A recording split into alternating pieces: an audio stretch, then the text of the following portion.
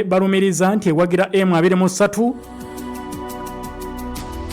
munnange bannansi baayo babazizzaayo. Okusinziira ku mwogezi wa M23 amanyiddwa nga Wile Ngoma yavuddeyo munnange na presentinga amannya gabadde gaba individuals 181 nga bagamba nti bano bannansi baggwanga lya Rwanda babayise ba Rwandan subjects who were illegally in Goma.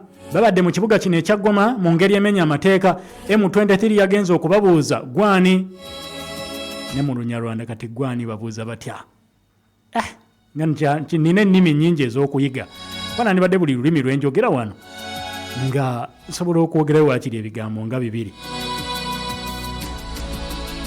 Kaakati nga bababuuza gwani ovaawa wayingira otya Congo nga bakanula amaaso talina wadde ekimwogerako ne baga gwe wavaawa nti nava Rwanda kale oti yaroko gende Rwanda ne babatikka ne babazza ewa Rwanda. Kakati okusinziira ku bano be bapresentinze M23 nga bayita mu mwogezi waabwe Wile Ngoma bagamba nti bangi nnyo ku bakyala, bangi nnyo ku baana, bangi nnyo ne ku family members endala ezaabo abagenze maaso n'okulabika nti baddizibwayo. Ojja kusanga nga mu family mulimu batono nnyo abakkirizibwa okubeera e Congo awo ng'abasinga baava e Rwanda ne bayingira Congo mu ngeri emenya amateeka. Kati abasinga ku bo bagenda kuddizibwayo naddala ababadde bawangalira e Goma.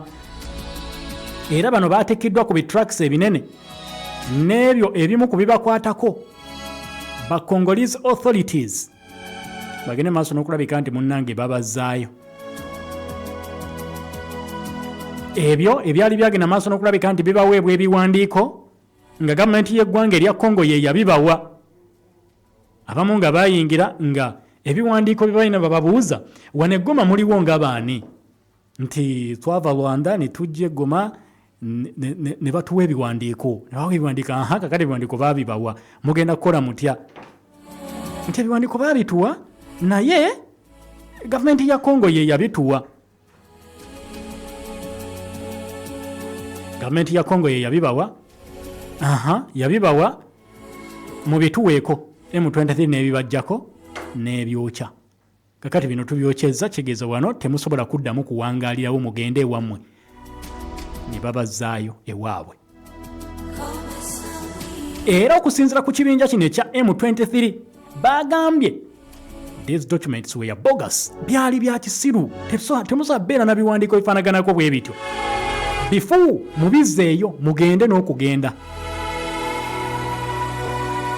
Era nga balaga nti ezimu ku families ezasindikiddwa ziddeyo za mu kitundu ekimanyiddwa nga Kalenga region kisangibwa mu North Kivu province.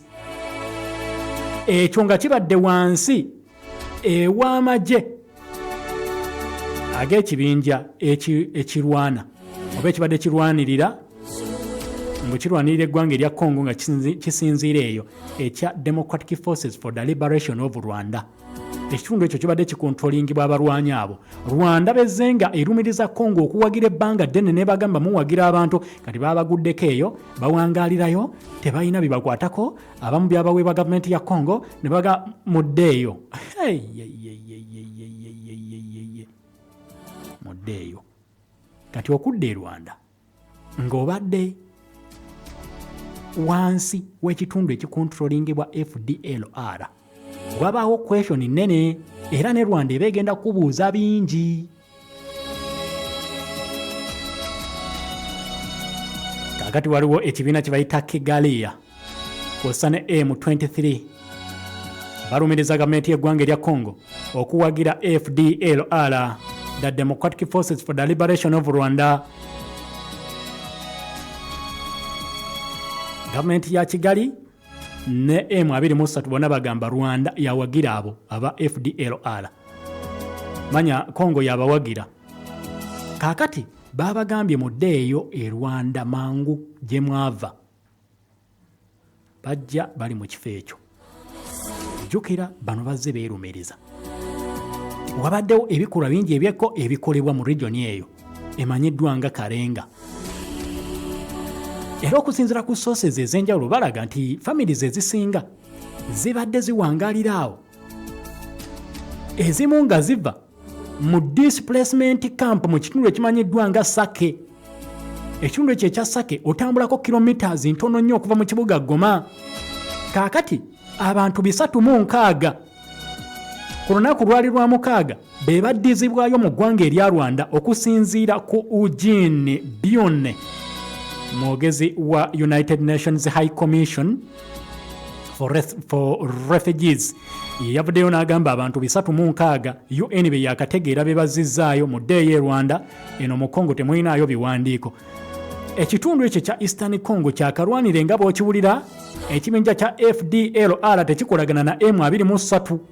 Nedda ekyo Rwanda zeebalumiriza n'egamba ekyo kiri mu Congo ekya FDLR kugezaako kulwanyisa gavumenti ya Rwanda eya Paul Kagame. Kakati M23 yawamba ebitundu ebirinaanye bano yabadde bakontrolinga. Basanzewo families nnyingi zitalina biwandiiko nga ziva Rwanda naye nga ziwangaalira awo. Zikolawo ki? Babagaye mu ddeeyi eka.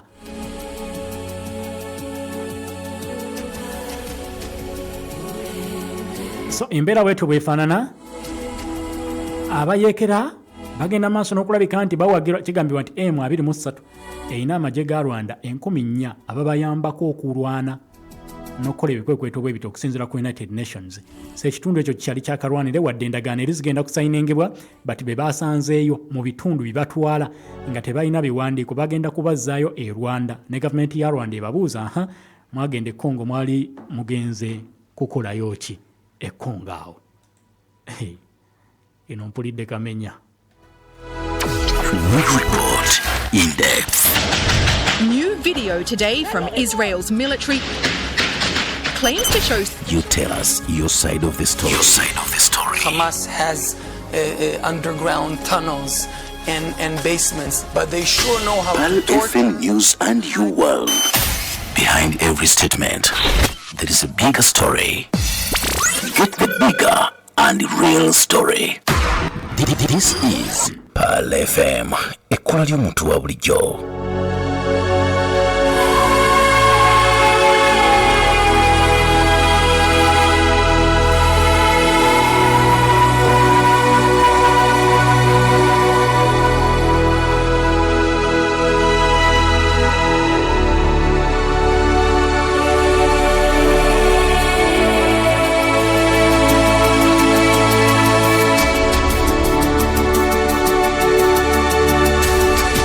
Okula ly'omuntu wa bulijjo. Of course njagala kujja munda mu ggwanga erya Congo tugende butereevu kubifa ate mu ggwanga erya Libya ewa Kano Mwama Gaddafi omugenzi gye yali akulembera nga mu kaseera kano we twogerera Libya tebannaba kubeera nti balonda gavumenti ng'ekubiddwako kalulu bantu ba bulijjo.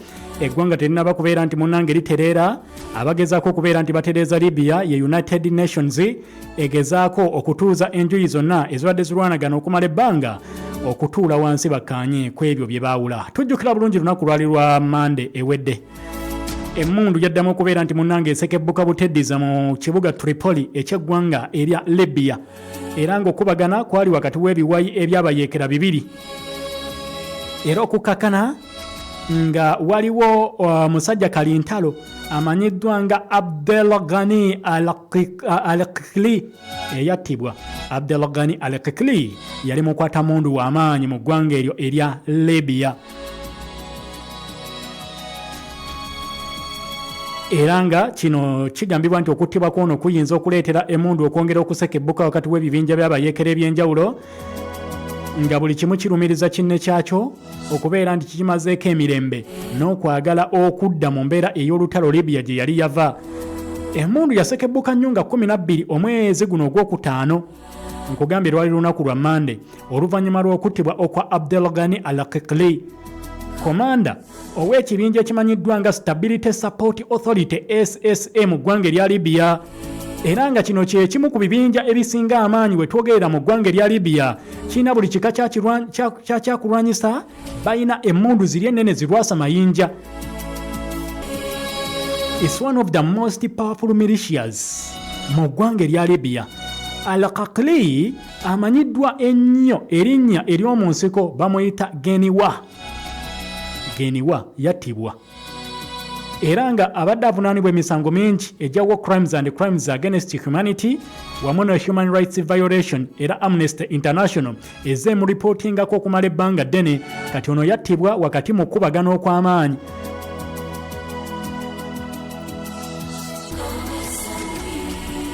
Era nga waaliwo ekibinja ky'abayeekera ekimanyiddwa nga 444 Brigade ono kyekyamuviirako okubeera nti munnange afa. 444 Brigade ebyo byonna bibinja biri mu ggwanga lya Libya. 444 Brigade obadde okimanyi, wakiwulirako oba nedda? Kati nkikubuulidde. Then nga obudde ku ebyo okubagana okw'amaanyi bwe kumala okubalukawo e Tripoli, abantu 8 bebagenze maaso n'okulabika nti munnange bafa okusinziira ku United Nations. Jjukira Tripoli by'ebimu ku bibuga ebyalimu okulwanagana okw'amaanyi, naddala nga Muammar Gaddafi agenze n'ebiseera okwekalakasa bwe kwaliwo ennyo nga batwalaganya Muammar Gaddafi. Libya yafunamu akalembereza ak'emirembe wakati w'omwaka gwali gwa 2012 n'omwaka ogwa 2014. Emmundu n'eddamu n'etokota bubi nnyo nga abalwanyi aba Libyan National Army abali bakulemberwa Khalifa Haftar bazzeemu okubeera nti bakuba emmundu, era emmundu yatambulira ddala paka mwaka gwali gwa 2019 nga abasajja beekuba buteddiza paka bwe baatuula ku mmeeza ne bagamba naye ekimala kimala, abantu baffe bafudde nnyo, katuule ku mmeeza twogerezeganye. Mu kwogerezeganya ne bagamba tugenda kutegeka akalulu tulonde, era mu kulonda okwo tugenda kufuna omukulembeze bannansi ba Libya gwe banaaba bakkaanyizaako nga bakolagana ne United Nations. Era waaliwo gavumenti bagiyitanga Government of National Accords, ye yakubagananga ennyo n'abalwanyi aba Libyan National Army abakulembera Khalifa Haftar. Kati emmundu yakendeera naye era still wakyaliyo ebibinja ebyenjawulo ebirwanagana. Kakati gavumenti y'eggwanga erya Libya yavuddeyo n'erangirira n'egamba nti bagenda kutuula ne United Nations Support Mission in Libya UNSMIL batondewo akakiiko ke bayita Truth Committee akagenda okubayambako okuzza embeera mu nteeko mu ggwanga erya Libya, okutuuza ebibinja byonna ebirwana okulaba nti eggwanga teriddayo mu kuyiwa omusaayi okw'amaanyi. Okusinziira ku UNSMIL oba United Nations Support Mission in Libya wamu ne Presidential Council balonkinze Truth Committee eno nga yegenda okubayamba okutereeza eggwanga lino, era nga bagamba nti nga bali mu line with its roles as the Supreme Commander of the Libyan Armed Forces. The Presidential Council and UNSMIL have established a truce committee building on the fragile peace reached this week. The committee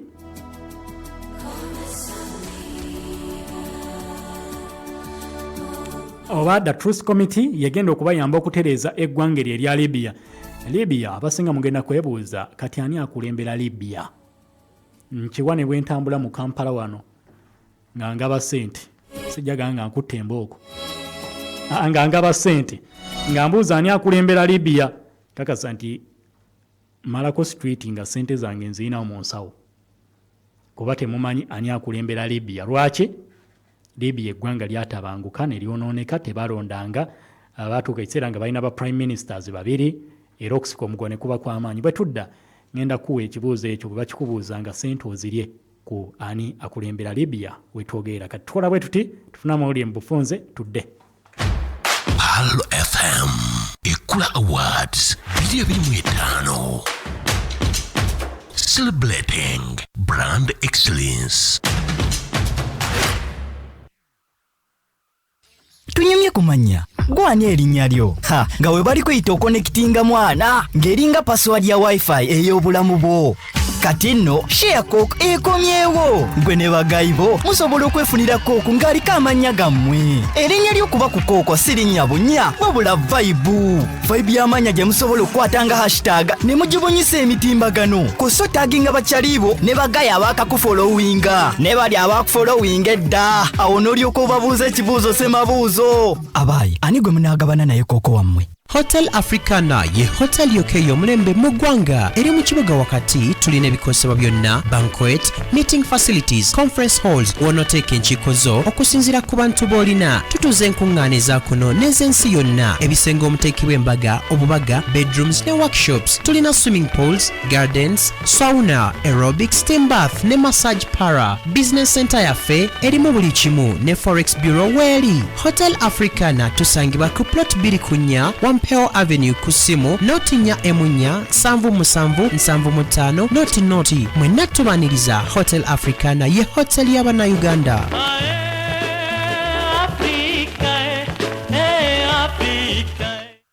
Lydia, eyakava China wiki 2 emali yetu usoli mukutikula. Yo wange gwe tonnatikula. Nyabo, kampuni gye nasooka okukozesa emali yagireta oluvannyuma lw'emyezi 6. Oba gwani ekkolera? Toddamu kubonaabona kampuni ya Ship with Us ebimalanga bulijjo. Ship with Us bazza kutwanguyiza mu by'obusuubuzi. Batambuza byamaguzi okuva China okutuuka e Mombasa mu nnaku 17 zokka. Ate okubijja Mombasa okutuuka e Kampala mu nnaku 3. Oyagala kuleeta container namba oba oyagala kugatta ne banno kye bayita groupage. Byonna babikola. Osobola okuweereza ne ssente eri ba suppliers e China ng'oyita mu ba Ship with Us nga kino bakikolera ku bwereere. Bakuyambako n'okufunira ba supplier abatuufu okuva e China wamu n'okulambuza obutale mu China ate nga bakola ne clearing and forwarding. Basangibwa ku Master Plaza level 2 room number S13 ku Bombo Road okulina na Equatorial Hotel. Okumanya ebisingawo okubira Yusufu ku noti 7 noti emu 46 16 9 oba ku address ye China ku plus 861 3 6 82 5 75. Gano gemuli mbufunze ku Pal FM.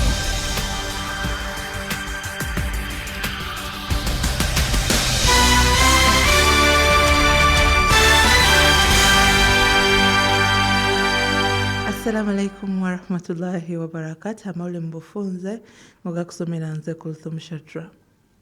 Polisi esabye badereva obutataganya tekinologiya eyateekeddwa mu number plate empya. Polisi etegeezezza nti omuntu yenna agenda okusangibwa ng'alina kyakoze ku tekinologiya eyateereddwa mu number plate empya wa kubonerezebwa nga bwegenda okulambika mu biseera eby'omu maaso. Ate bannakisinde ekya People's Front for Freedom batabukidde ebibiina by'obufuzi ku ludda oluvuganya gavumenti ya NRM abatandise okubasojja nti oluvannyuma lw'okuteekebwa kw'ekibiina kyabwe mu kyapa ky'eggwanga nti kigendereddwamu kutabula ludda luvuganya. Bino babyogedde mu lukuŋŋaanya lw'abannamawulire olutudde wali eri ku ofiisi zaabwe ezisangibwa e Katonga wano mu kibuga Kampala era ne bategeeza nti betegefu ogera n'enkyukakyuka nga balwanirira enkyukakyuka mu ggwanga lya Uganda. Kyo ekitongole ekivunaanibwa ku ndagamuntu kya NIRA kivudde ne kitegeeza nga bwe kigenda okuteekawo ebifo ebiwera ddala 146 ebigenda okulondoola enteekateeka ey'okuzza obuggya ennangamuntu mu miruka egy'enjawulo okwetooloola eggwanga. Enteekateeka eno egenda kutandika ng'ennaku z'omwezi 27 omwezi guno gwennyini. Gabadde mu bufunze program MPULIDDE KAMENYA ekyagendera ddala maaso weekuumire ku mukutu.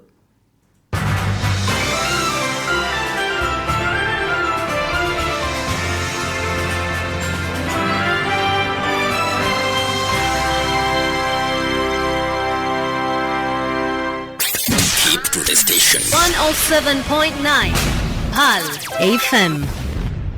Buli Lwakutaano okuva ssaawa 5:30 mpaka ssaawa 6 ez'okumakya tosubwa aba Century Properties abategesi b'ebibuga by'abamufuna mpola nga bakulaga butya bw'oyinza okwejja mu bupangisa aba Century Properties tobasubwa. Owange oli otya leero? Ndi bulungi. Twetegekera nnaku nsobola okubaako n'abantu b'ennyamba okubawa ku mmere. Lowooza ku bulamu bw'abantu. Tulowooza ogula obulunga bwa kasooli n'eŋŋano okusobola okukola obuugi ne capati. Era amagezi genkuwa kwe kukozesa akawunga n'eŋŋano ebya Supreme ebikolebwa aba Mandela Millers. Supreme Flour gira mu bulungo obwa kasooli n'eŋŋano alimu ebirungo ebizimba omubiri ateereddwamu ebirungo ne vitamins 9. Eŋŋano ya Supreme egonda era ng'ekozesa ne butto mutono. Musange mu supermarkets ne mu maduuka gonna okwetooloola eggwanga. Supreme Flour akolebwa aba Mandela Millers ebusega ku roundabout Masaka Road.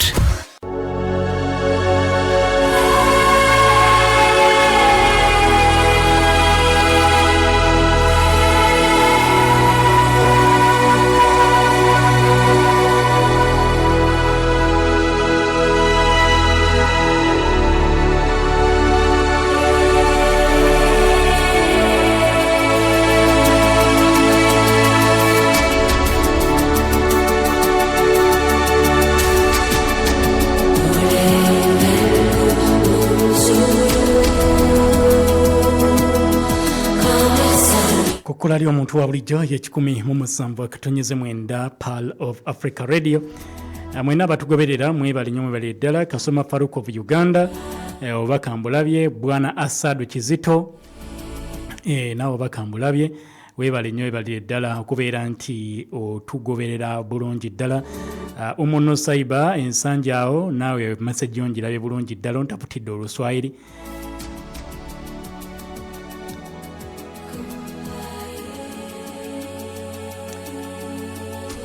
Nabayise ku mukutu ogwa YouTube obaka wamwe tugenda kubeera ntubulaba Amel Sulaiman Bossa Junior nawe webale kubeera nti weekuumidde kukula ly'omuntu wa bulijjo era nobanga otugoberera bulungi ddala. Abayise ku YouTube channel eya Pearl FM News wali ku mukutu ogwa YouTube kandaba abamu kumwe abayitiddewo. Okay, abayise ku mukutu ogwa YouTube Adeke Eseza ogambye osinzidde live from Greece. Ejo sinzidde okubeera nti otufuna nogamba nti kwendi mpuliza Pearl FM nogamba nti naye Netanyahu calls himself what really. Kigongo Fred nogamba nti kwetuli nnyo okuva emawuli Kasangati. Deke Eseza n'okomawo onagamba Kansime Nixon nogamba Team Bricks tuli bawanguzi. Onagamba Hassani Wandega noga thanks for the news bro. Hassani Wandega osinzidde Dubai okubeera nti otufuna. Henry Kato nogamba nti yoye Africa Kato Henry n'amasuba mu kikajjo. Kawoya Said nogamba nti engando butambala kwe tuli nnyo tutumbudde webale nnyo Bwana Kawoya Saidi kosane Bwana Hussein Saidi abalikowa nogamba thanks for the show listening from Mombasa Port Rates. Since okubeera nti munnange otufuna Bwana Hussein Saidi balikowa webale nnyo webale ddala okubeera nti otufuna Saidi awo abayise ku mukutu ogwa YouTube. Bwetudde no ku mukutu ogwa WhatsApp ku WhatsApp yekola eri omuntu wa bulijjo messages zammwe kanzifune kozi masa otugenda kubeera ate mu waka mungi nnyo awali ensonga ze Gaza kw'ossa n'ez'omukulembeze w'eggwanga lya America yali omukulembeze rather Joe Biden. Ono n'agamba assalamu alaikum wa rahmatullahi wa barakatuh. N'ogamba webale kuweereza ssebo olowooza Tanzania tekambuwadde nnyo okusingako nawanonze Engineer Asadu Abdul Ebuloba abakambufunye Tanzania bakambwemu ennaku zino mukyalo Samia Suluhu Hassan. Onagamba Engineer Ashraf Mutasa Kapero Meme kwendi ntumbudde awo ewumulago ku mochale we musinzira wokanikire motoka otaddeko omuzindalo munene era ogambye nti abantu bagoberera. Ali atya Ambassador Pearl of Africa Radio Bwana Mukhwana Hussein awo enansana. Ship with us bano bagenda kutambuliza byamaguzi bekwate gwe nayagala okusubula emaali ng'ogijja China ogireeta wano mu kibuga Kampala Uganda. Ship with us ogenda kubeera nti okwatagana nabo bagamba nti gwe wena ayagala okuleeta container number oba okwegatta mu kyawamu kye bayita groupage bagenda kuyambako okubeera nti emaali yeetuuka. Tebakomaawo bakuyambako n'okuweereza ssente eri ba suppliers e China n'okulambuza obutale e China bagenda kukikola bulungi ddala ate nga bakikolera ddala ku bwereere. Bagenda kuyambako kukikwatagana ne clearing and forwarding y'ebyamaguzi then gwe wena yeetaaze enteekateeka yaabwe basange wali ku Master Plaza level 2 room number S13 okulinaana Equatorial Mall wogenda okusanga bannaffe abo aba ship with us ebyamaguzi ebyo babitambuze ate mu ngeri eri ku muzuuli saana. Okumanya ebisingawo kubira manager Yusuf ku namba ya 070M4616 070M4616 beba ship with us. Magumba Herbal Clinic bakafulumu kuyunga amagumba omulimu guno bagukoledde emyaka egisoba 50. Olw'omuzibu omugongo olina gouts wafuna accident n'omenyeka ne bakuyunga n'otatereera bagamba bagenda kuyambako otereere bulungi ddala. Wazimba mu nnyingo bakuleetedde ekizigo ekigenda okuyambako okubeera nti owona. Abagaba n'ebitanda ne bakujjanjaba paka bwowona basangibwa ku nkulungo ya Kabaka okuli Engalabi oba bakubire ku namba ya 070M950065 070M950065 be bannaffe abo ab'amagumba Herbal Clinic.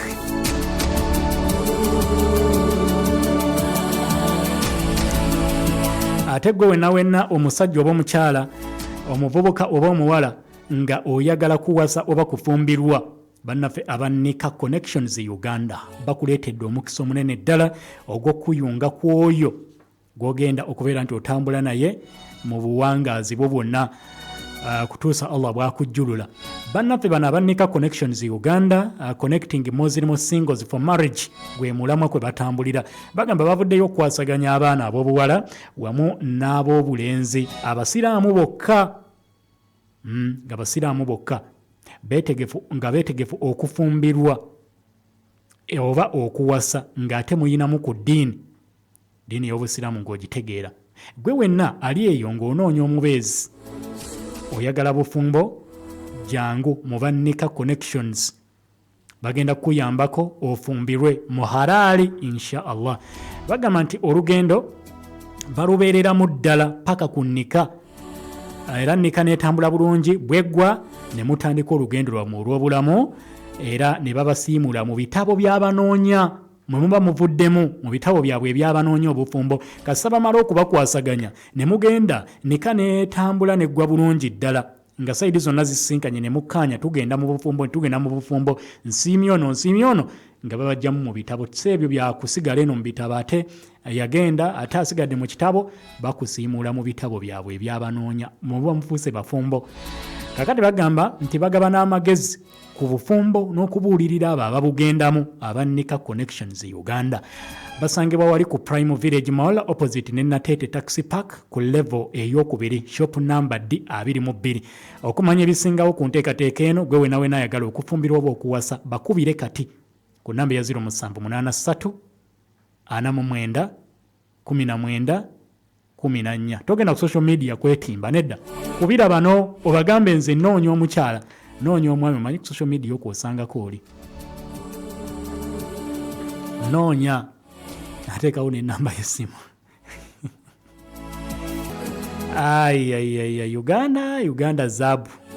Uganda zaabu amakuba ku 0783 49 19 14 oba ku 0752 039640 bagambe noonya 0752 039640 be bannika Connections Uganda bagenda kubeera nti bakuyunga ku mwagalwa gwogenda otambula naye obulamu bwo bwonna naye nga biri halaali nsonga za kwogereza nika erume